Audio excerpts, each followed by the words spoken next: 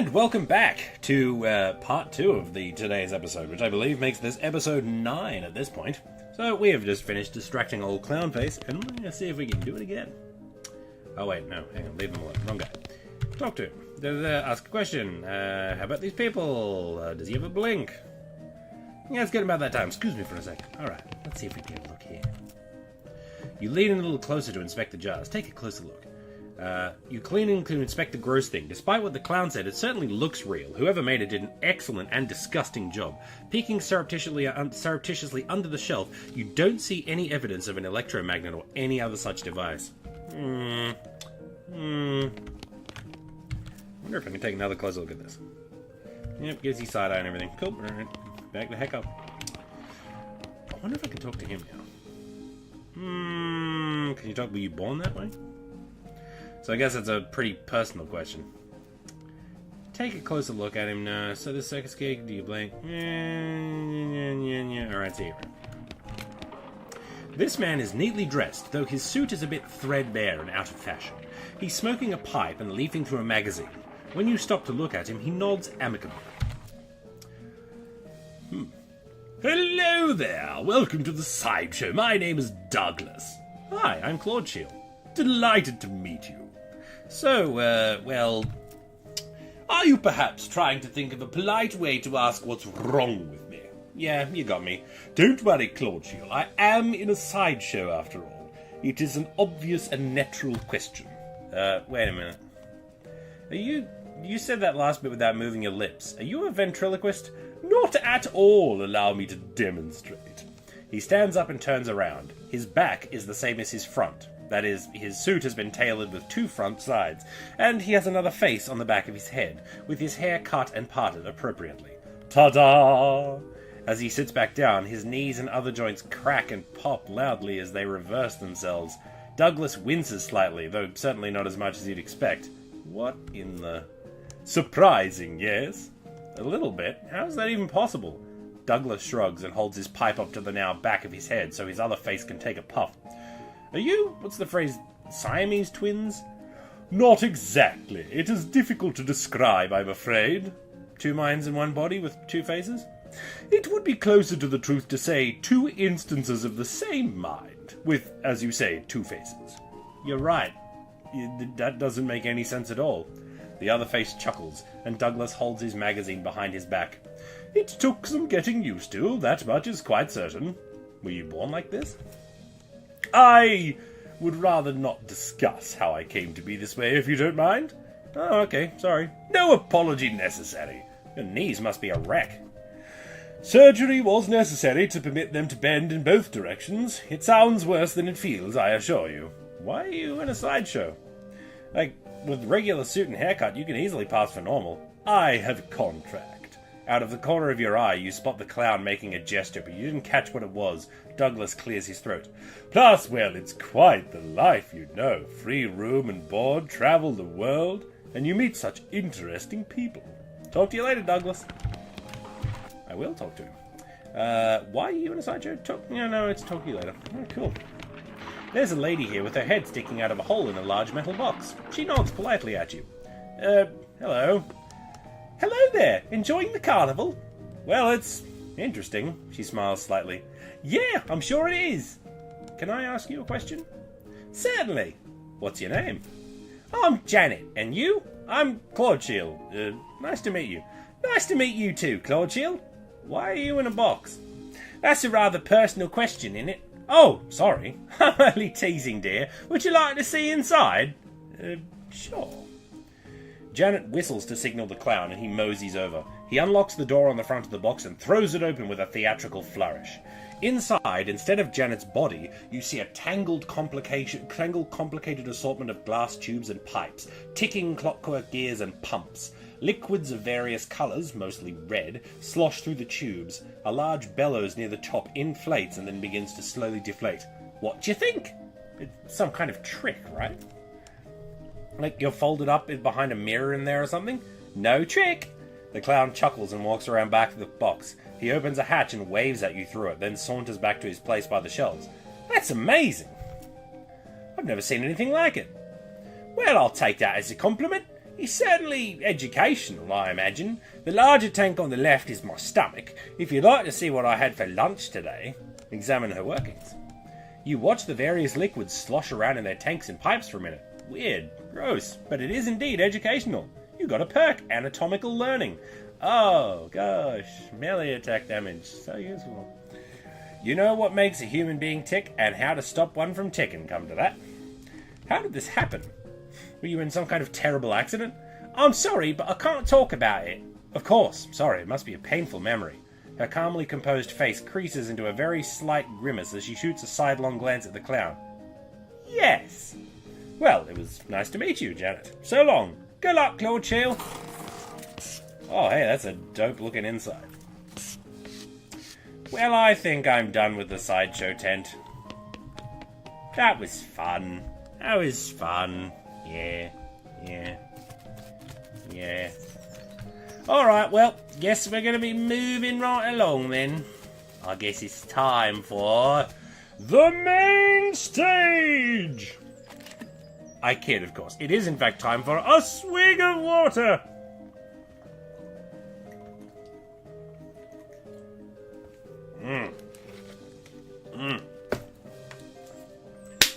Oh, nothing says climactic action like being properly hydrated. Alrighty, to the main stage, mobile. That muscly clown doesn't seem to want you to go in there. The clown crosses his arms and grunts when you approach. Ticket, please. Ticket for what? Barnaby Bob's Stunt Spectacular. What's that? The boss does a show. Yeah? Yeah. What kind of show? Knife tricks, mostly. Oh, here's my ticket. Okay, go on in. Show will start soon. He enters the stage area. Cool. Wow. Sold out, you say? Crowded, packed audience, you say? This is the same muscular town that was guarding the entrance to the stage area earlier. It doesn't look like he's going to let you backstage. But what if I wanted to go backstage? You can't go through to the backstage area. That hulking clown guard won't let you. Alright then, well, guess I'll take a seat. You take a seat and a smattering of other patrons appear and sit down as well.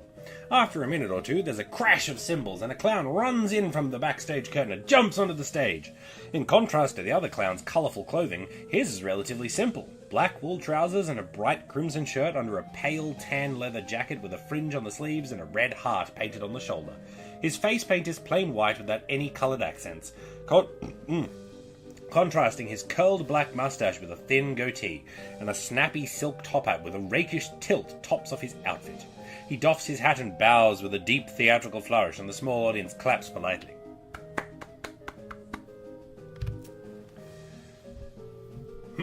What kind of voice are you gonna have? Thank you, ladies and gentlemen.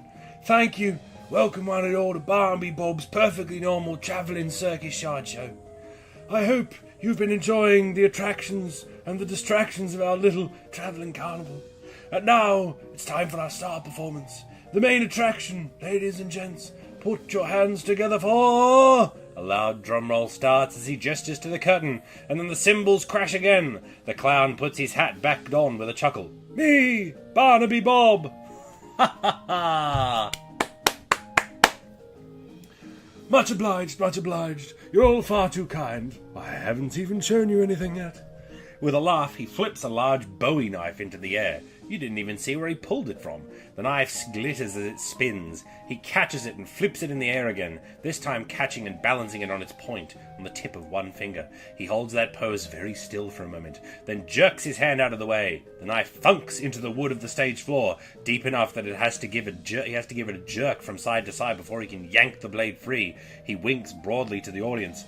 Wouldn't be any fun if they weren't sharp, would it, ladies and gents? He pulls 2 more knives from his jacket and begins a flashy and elaborate knife-juggling act. 3 spinning blades somehow turn into 4, and then his hat is added into the mix, floating lightly through the cascade of knives without a single scratch. He finishes the routine by catching 2 of the knives in each hand and allowing his hat to fall neatly onto the ground before catching it on the tip of his boot and kicking it back up into the air and on top of his head. Woo! Yeah! there's some applause I believe I've earned. Let me tell you, ladies and gentlemen, it took me a lot of hats to get where I am today. He chuckles as he adjusts his hat back to its original rakish tilt. Now for the grand finale. For this, I'll need a volunteer from the audience. A few hands go up. Barnaby Bob ignores them and looks directly at you. How about you, madam? All right, I don't see this going badly at all. Okay. Good, I like a brave one. Step right up onto the stage here. Your name, please? Klaudsheal Belkphaedra.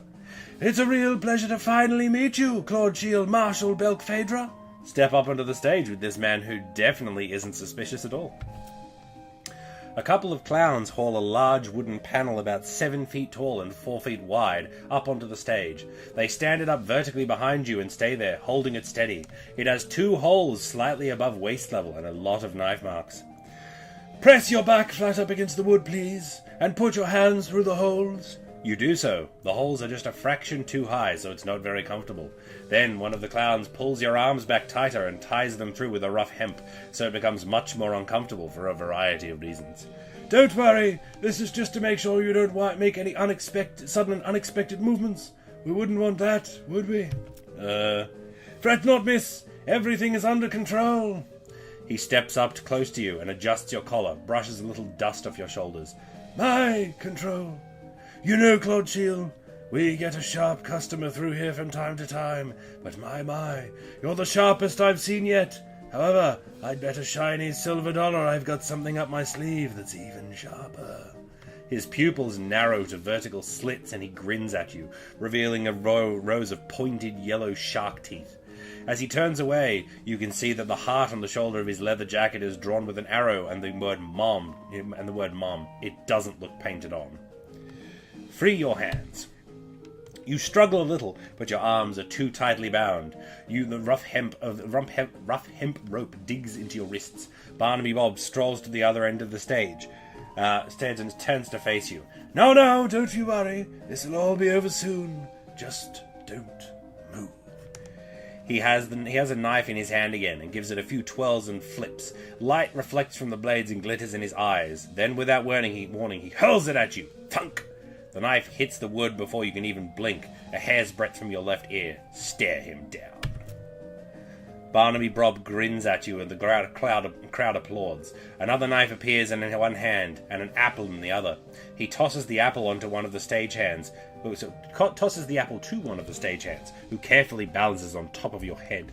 Time for the old William Tell routine. Bit of a cliche perhaps, but there's a reason it's a classic, ladies and gentlemen? Take a deep breath. The crowd watches with rapt attention as he flourishes the knife, spinning it and flipping it behind his back. Then faster than you can register, thwack! Cold apple juice dribbles down into your hair and down the back of your neck. 2 for 2! What do you say, Klaudsheal? Shall we go for one more? Stare him down. Barnaby Bob pulls out another knife and gives it a quick stropping across the pale leather sleeves of his jacket, then whips a colourful spotted handkerchief from his pocket and blindfolds himself. This time, his smile is much colder.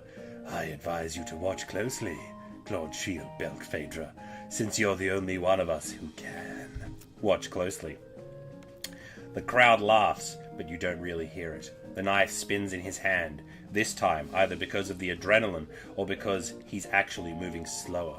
You can see the motion of his arms as he throws it. He twists his wrist in an odd way that you don't think he did before. The knife is flying at you. The knife is flying directly at your right eye. Don't move. The knife, incredibly, swerves at the last possible moment. Thunk! You feel the wood shake from the force as it stabs into the board. The metal is cold against your right cheek. The audience erupts into cheers as Barnaby Bob removes his blindfold and pumps a fist triumphantly. One of the stagehand clowns unties your wrists and helps you get your arms out of the holes. Bob takes your hand and raises it into the air victoriously. Well now, ain't she a good sport, folks? And as brave a target as I've ever had. Take a bow, Klaudsheal Belkphaedra. Take a bow. You bow to the cheering crowd. Carefully keeping your eyes on Barnaby Bob. He bows as well, removes his hat with an elaborate flourish, then he takes a slip of paper out of it. And, as a token of appreciation, I'd like to give our star volunteer a year's supply of dynamite. Use it in good health. As he hands you the coupon, the clown leans down close to your ear and whispers, This was the only warning you'll get, girl. You get an item, a coupon for a year's supply of dynamite. Well, gee, that would have been really useful a while ago. Barnaby Bob gave you this coupon for a year's supply of dynamite. How did he know? Barnaby Bob waves and blows kisses to the crowd as you climb down from the stage. Then he disappears through the backstage curtain. The audience gradually disperses. Phew! If there's one thing that I've learned from all of my years working in the carnival circus, it's never, ever, ever, ever suspect that the person running the show doesn't have things under control. Don't flinch, don't react. That's what gets you hurt. Well then, that was really cool. The muscular clown stares at you but makes no move to stop your egress. Oh ho. Oh ho ho ho. That's... Ooh, hello. This trailer is probably Barnaby Bob's office. Yeah, it probably is. The wagon is really old, but well maintained. A brass plaque on the door reads, Barnaby Bob, confirming your suspicions. Peek in the window. You see Barnaby Bob sitting at a desk. He seems to be inspecting a large map, but you can't make any details from here. Knock on the door politely, kick in the door rudely. Come on in, Barnaby Bob calls. Enter. You! Here, I thought I made myself perfectly clear the last time we met, and yet you knock politely and walk straight into the lion's mouth. You are either extremely brave or extraordinarily foolish, girl. Both, I might hazard to guess. I've got some questions that need answered. And you think I'm going to answer them? If I didn't find you amusing, I'd have vanished you off the face of this earth, for what little you know already. I appreciate that, but I can't just leave this situation unresolved. What curiosity did the cat see seem like going into a What curiosity to the cat what curiosity did to the cat is going to seem like a Sunday picnic compared to what I'll do to you if you anger me, missy. But go ahead and ask your questions. But bear in mind, I already gave you fair warning. Who are you? The clown smiles sarcastically at you. Why, I'm Barnaby Bob at your service, ma'am. You know what I mean. And if my estimation of your intelligence was not entirely off the mark, you already know the damn answer. You're wasting my time and yours, and you have precious little. What are you doing here? Straight to the heart of the matter. Well, now, I had you pegged as clever one, so why didn't you tell me? You're here because of the cows. Perhaps you've got a brain rattling around inside that skull of yours after all, girl. That's correct. The cows came home, as you say, and we followed them. Why? Why? Don't disappoint me about that, and don't disappoint me now that you've impressed me, kid. Think about it. Your age-old enemy that you've been fighting since time winds up and leaves. No farewell, no postcard. Wouldn't you want to know what the hell was going on? You don't know? Dear, oh dear, I've gone and said something I probably shouldn't have. Missy, you are treading on some dangerously thin ice right now. I hope you're thanking your lucky stars that I considered you to be essentially insignificant. I can hear those gears ticking in that 3-pound dog's dinner you call a brain, miss. Now it's my turn to ask a question. How are you going to convince me that I shouldn't make you disappear like a fart in a tornado? Well, make it good, Klaudsheal Belkphaedra. Make it good, because you get one chance at this. You need me. I have friends in high places, dangerous friends. It would be a waste of your time. You need me. Do I now? And what, pray tell, do I need you for? My freak show is plentiful. There aren't enough of you to be an army. You're just a scouting party. You're reconnaissance. You're here to gather information. Yes, and you can't do that efficiently. You can't do that efficiently. You know what? Not the way you guys look. You stand out too much. You need a human scout. Don't you play games with me, little girl. You are talking to Barnaby Bob, Duke of Hell, and I can make your worst personal nightmares look like a choir of softly singing angels. Never mind, I'll just be leaving then. I'm serious. Look, I'm not your enemy. The cows are. And if you're after the cows, not humans, then you aren't my enemy either. The enemy of my enemy? Can't imagine we'll ever be friends, Bob. But as long as it's mutually profitable, I think we can come to an arrangement. You promise to leave the people of this world alone, and I'll tell you anything I find out about the cows. I've got to hand it to you, kid. You may well be the first human to ever leave old Barnaby Bob speechless. We got a deal? All right, I agree. We won't make any trouble for the humans. You bring me anything of interest you find about the cows. Hell, if it's good, I might even pay you. Good. You're a smart gal, Klaudsheal, Belkphaedra. You better be smart enough to know what'll happen if you double-cross me. Mama didn't raise a fool. Good for her. He shows you the map on his desk. There's a location circled in red not far from Dirtwater marked Tannery. This'll get you started. There's an old tannery a ways south of here. I've been there. The place is a bit crowded. Not surprising, considering I sent a few of the fellas out there already. Go and have a closer look. You find anything worth seeing, you let me know. One thing, you are strictly undercover. I won't be telling my boys about you. Not that I could easily get a message to the ones out in the field anyhow. If you need to defend yourself against them, well, so be it, and good luck to you. Leave. You know, I'm not gonna raid Barnaby Bob's shelf. Yeah, I'm gonna, leave. I'm gonna leave while I've got a high note here.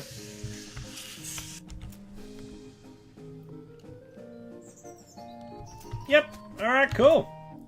Well, I think that went beautifully, if I do say so myself, and I'm looking forward immensely to the next episode, but for now, it is break time. I hope you enjoyed this very much, and hey, what can I say? Phew, this place is gonna seem like a cakewalk compared to the kind of things that Trixie Monroe is gonna be unleashing, if you know what I'm saying. Pretty sure old Barnaby Bob would be one of my lieutenants. Anyhow, I will see you all in the next episode. Toodaloo.